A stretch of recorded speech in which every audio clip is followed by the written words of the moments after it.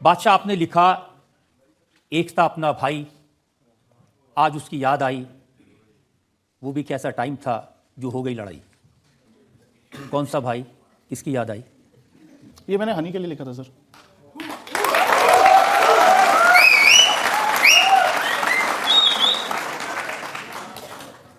Heavy सवाल पूछ लिया। हाँ, उनके लिए लिखा था। आपने फिर उनके लिए ये भी लिखा था, इनसे गेम क्रैक नहीं हो रहा, कुछ लोग का कमबैक नहीं हो रहा। ये तो दुनिया को पता है सर, ये तो दुनिया को पता है तो किसके लिए। हाँ, लेकिन जिससे आपकी इतनी दोस्ती, इतना रिलेशन रहा, उसके बारे में ऐसी ऐसी बातें कहना। क्या सर, इतना तो हक बनता ही है, इतनी तो नोकझोंक तो बनती है।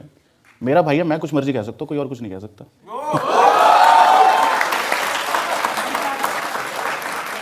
आपने तो अपने और उनमें फर्क बता दिया, मैं रोल्स रॉयस हूं और वो।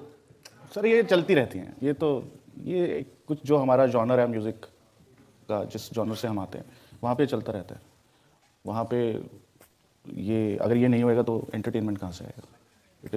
Eventually it is entertainment, but इससे ज़्यादा कुछ नहीं। लेकिन ये सच है कि हनी सिंह और आप करीबी थे, साथ रहे। हनी सिंह ने आपको गाना लिखना सिखाया, रैप करना सिखाया। तो नहीं है सर, नहीं? ये सच नहीं है। हाँ, ज़्यादा हो गया। सर वो भाई हर किसी को तो नहीं कहता मैं, हम साथ थे और जिगर का टुकड़ा था मेरे को, और मैं लिखता था उनके लिए।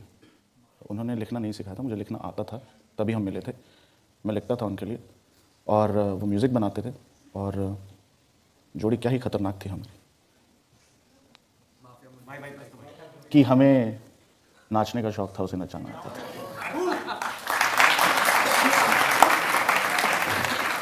तो ब्रेकअप कैसे हुआ, क्या झगड़ा हुआ? ब्रेकअप कैसे हुआ? अटेंशन नहीं दे रहा था वो मुझे। मैं ज्यादा इन्वेस्टेड था रिलेशनशिप में, चीट किया उसने मेरे साथ। कुछ नहीं सर, बहुत ज़्यादा डिफरेंसेस आ गए। हम 6 साल तक साथ रहे, फिर उनका करियर ग्राफ कुछ और था, मेरा कुछ और था। एक्सपेक्टेशंस का जब मिसमैच होता है तो फिर अलग हो जाती है चीज़ें, और वही हुआ, और इससे ज़्यादा कुछ नहीं हुआ सर। लेकिन जब आपका करियर बना, आप बड़े स्टार बन गए, उनका काम नहीं चल रहा था, तो आपको थोड़ा सिंपैथाइज करना चाहिए था, मदद करनी चाहिए थी उनकी। उनको मेरी मदद की ज़रूरत नहीं है सर, मतलब वो खुद में सक्षम है, उनको क्या ज़रूरत है। हाँ, जब उनकी तबीयत थोड़ी सी ख़राब थी और जब वो थोड़ा थोड़ा ठीक हुए, मुझे याद है मिर्ची म्यूज़िक अवार्ड्स हो रहा था, मैं उनसे मिलने गया, वो मिले नहीं मुझसे, मुझे याद है। क्यों मिलेंगे? आप भी तो ऐसी सी बातें कहते हैं, आप कहते हैं यो हनी सिंह बिजनेसमैन है, रैपर बाद में बना। इसमें क्या बुराई है?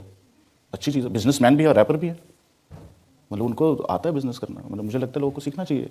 भाई आपके बारे में तो कहते हैं कि यूट्यूब पर जो नंबर मिलते हैं वो अनाउंस किए जाते हैं। कैसे?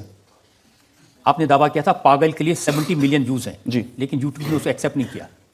उन्होंने कहा कि इसको पैसा दे के नंबर बढ़वाए गए। तो पैसे दिए थे सर, गूगल एडवर्ड्स होते हैं, उसके लिए पैसे दिए थे, कोई गलत काम तो किया नहीं, वो रसीद है मेरे पास बकायदा उसकी। गूगल एडवर्ड्स यूज़ किए थे सर। मेरे को ये था कि मेरा गाना, एक इंडियन गाना वर्ल्ड में नंबर 1 बने, क्यों नहीं बन सकता? तो उसके लिए गूगल एडवर्ड्स हमने यूज़ किया, और बिल्कुल सारी दुनिया ये करती है, बोलती नहीं है। मैंने ठोक के बोला कि मैंने किया। या सारी दुनिया करती, पकड़ी नहीं जाती, आप पकड़े गए? नहीं सर, मैंने बताया, मैं तो सोशल मीडिया पे आके बताया था कि मैंने गूगल एडवर्ड्स यूज़ किए हैं, और उससे मैंने ये व्यूज़ आपके सामने रखे हैं। तो वो जो आपने पैसा खर्च किया, 72 लाख रुपए सुना खर्च किए, उससे फायदा हुआ? हाँ, वो जो चाहिए था वो मिल गया। सर क्या होता है, जब आप गाना निकालते हो, आप चाहते हो मैक्सिमम लोगों तक जाए। तो मुझे पता था कि इंडिया में मेरी इतनी रीच है, बट मुझे अगर उसको ग्लोबली लेके जाना है तो आप हर कंट्री में एड्स लगाते हो गूगल एडवर्ड्स के थ्रू। तो हम वो चाहते थे, और उससे हुआ फायदा, जितना उस टाइम हो सकता था वो हुआ। लेकिन एक वक्त आया, जिस म्यूजिक ने आपको बनाया, जिस म्यूजिक ने आपको सब कुछ दिया, जिस म्यूजिक की वजह से इतना प्यार मान सम्मान मिला, वो म्यूजिक छोड़ दिया, शोज कैंसिल कर दिए। मुझे क्लिनिकल डिप्रेशन और सीवियर एंजाइटी डिसऑर्डर था। 6 महीने मेरी दवाई चली थी, और ये टाइम सर बहुत ख़राब था, बहुत ही डार्क था। उस टाइम आपको ऐसा लगता है कि ये ख़त्म कैसे होगा, और आप ऐसा सोचने पे मजबूर हो जाते हो कि, थोड़ी सी डार्क बात बोलने वाला हूँ, कि यार इससे अच्छा इंसान मर ही जाए, तभी शायद ये ख़त्म होगा। तो मैं उस चीज़ से गुजरा हूँ, तो मैं समझता हूँ, and that is why probably I went up to honey in that words, because मुझे पता चला था कि वो ऐसी सी बीमारी से निकल रहे हैं।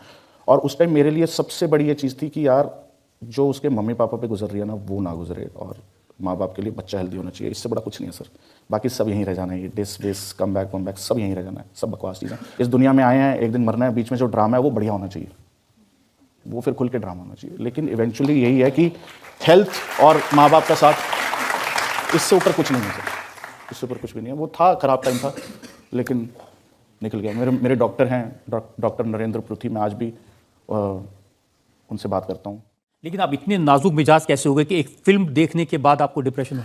सर वो ये हुआ था कि मेरा इलाज उस टाइम चल रहा था, तो अब वो इलाज में आपको गोली लेनी होती है जब आपको एंग्जाइटी वगैरह होता है, तो एक साइकिल होता है। तो मेरा इलाज चल रहा था, तो मैं फिल्म देखने चला गया लुटेरा, देखिए आप लोगों ने, रणवीर सिंह और सोनाक्षी सिन्हा की।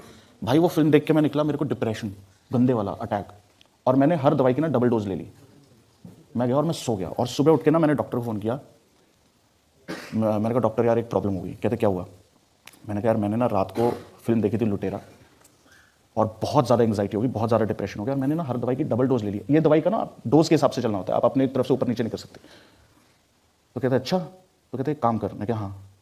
कहते रंजना बिल्कुल मत देखियो।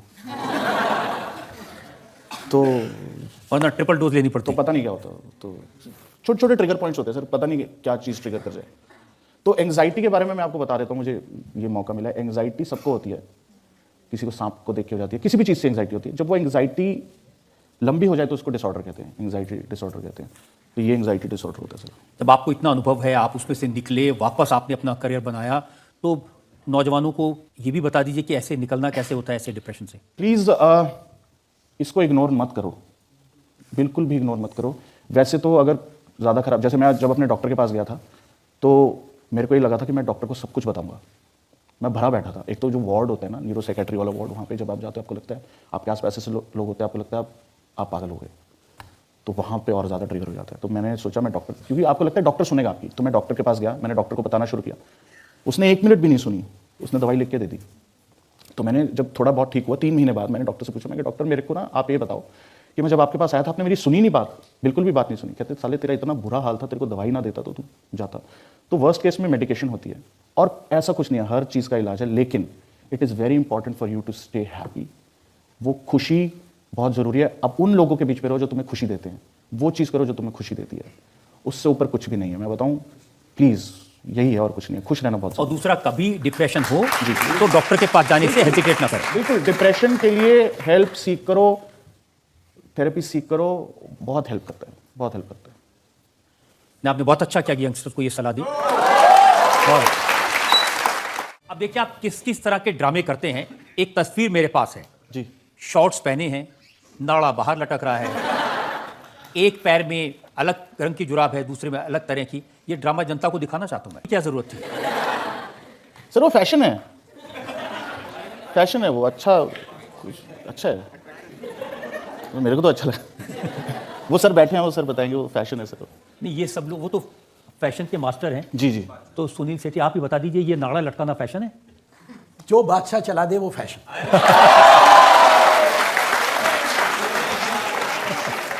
सबसे ज्यादा चर्चा होती है आपके शूज की, वो क्या मिस्ट्री है? कोई मिस्ट्री नहीं सर, जूते हैं, बचपन में खाए हैं, अब खरीद रहे हैं। और बहुत जूते खरीदते हैं? बहुत खाए भी है ना। मेरा सवाल ये है कि आपने लंबोर्गिनी तो खरीद ली, पर आपको गाड़ी की चाबी निकालना नहीं आया, ऐसा क्यों? मुझे पता नहीं था उसका पहला गियर कैसे डलता है। वो पेडल शिफ्ट से डलता है उसका पहला गियर, मुझे नहीं पता। तो कौन वाला गियर तो होता नहीं, साले चलाइएगा भी। कोई नहीं, खरीदेगा एक दिन इंशाल्लाह। तो उसका मुझे पता नहीं था चलेगी कैसे, तो मैं बैठा हूँ, मैं ढूंढ रहा गियर, तो फिर मैंने यूट्यूब पे देखा कि चलती कैसे, तो पीछे काफ़ी लंबा जाम लग गया था, तो फिर मुझे पता चला उसका पेडल शिफ्ट होता है, और राइट हैंड से ही अब तो दोनों में आ गया, तो वैसे चलती है, तो मुझे पता नहीं था। ये बात सही है, आपको फिल्मों में बड़े अच्छे अच्छे रोल ऑफर हुए थे, लस्ट स्टोरीज में रोल ऑफर हुआ था। अच्छे तो नहीं थे, रोल ऑफर हुए थे। मना क्यों कर दिया? लस्ट स्टोरीज देखा आपने? विक्की कौशल का रोल देखा? तो विक्की कौशल का रोल ऑफर हुआ, तो करण सर मुझे रोल समझा रहे थे। मैं क्या सर, मैं ये रोल क्यों करूँगा, मैं तो मतलब हाँ थोड़ा मर्दानगी के खिलाफ है ये रोल, ऐसा सा माइंडसेट था। तो वो तो मैंने नहीं किया। फिर उसके बाद गुड न्यूज़ में दिलजीत पाजी वाला रोल ऑफर हुआ था मुझे, बट तब अक्षय पाजी नहीं थे, तब राजकुमार राव थे, और उसके तो राज सर ने मुझे ऑडिशन के लिए बुलाया, और दिलजीत पाजी वाला रोल था। तो लव स्टोरीज में he couldn't satisfy his wife, और इसमें बच्चे नहीं हो रहे होते। तो मैं क्या, मेरे चेहरे पे लिखा है क्या कुछ? तो फिर एक फिल्म आई खानदानी शफा खाना, उसमें रोल ऑफर हुआ एक रैपर का जिसको इरेक्टाइल डिसफंक्शन है। तो मैंने कहा मुझे लगता है कर लेना चाहिए ये रोल, तभी ये जिंक्स टूटेगा। तो सर ऐसे ऐसे रोल ऑफर हुए। तो कोई वजह रही होगी ना? I know I don't know, पता नहीं, शायद लगता हो ऐसे ही होते हो ये लोग, मुझे तो पता नहीं सर। सर आपका एक गाना है हार्टलेस, उसकी इंस्पिरेशन पूछनी है, वो कहाँ से आई? That's a very very very nice song. Heartless यार, मैं वो मेरी गर्लफ्रेंड थी कॉलेज में, तो तब मैं स्ट्रगल कर रहा था बहुत ज़्यादा, और मैं चंडीगढ़ में था और मेरे को दिल्ली आना जाना पड़ता था। हम काफ़ी टाइम स्पेंड नहीं कर पा रहे थे इकट्ठे। तो मैंने उसके लिए लिखा था कि मुझे मालूम है मेरा चेहरा तेरे दिल का सुकून है, तू भी मेरी इन रगों में बहता खून है, कहने को दूर है दिल के करीब है, पैसे का नशा भी जाने जाना एक जुनून है, तुझे कैसे मैं बताऊं तू कितनी मासूम है। मासूम तो नहीं थी वो। मुझे पता है तू है परेशान क्योंकि मेरी पहली एल्बम पिछले 2 सालों से कमिंग सून है, पर तू हिम्मत ना हार, दिल छोटा मत कर, साथ मेरे चल मेरा हाथ पकड़ कर, आंखों में तो आंसू लेके सोया ना कर। भाई बादशाह की जान है, तू रोया ना कर। वो समझ जाती तो आज। अपने गाने तो सब सुनते हैं, आपको किसके गाने अच्छे लगते हैं? कुछ एक कोई गाना सुना दीजिए। यार मेरे को आजकल किंग के गाने सुनाइए ना एक गाना प्लीज। मान मेरी, मैं तो उसके गाने प्लीज सुना दे यार।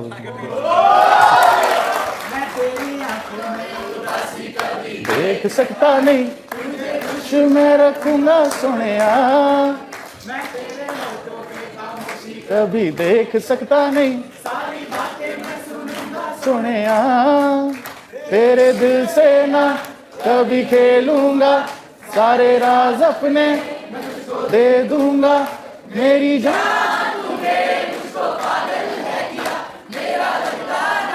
तेरे बगैर तू मान मेरी जान, मैं तुझे जाने ना दूंगा, मैं तुझको अपनी बाहों में छुपा के रखूंगा।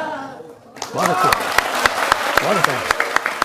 My question is that I heard you sing a song with a Hollywood artist. Do you have any plans for any other Hollywood artist collaborations? जिसकी किस्मत अच्छी होगी कर लेगा अपना।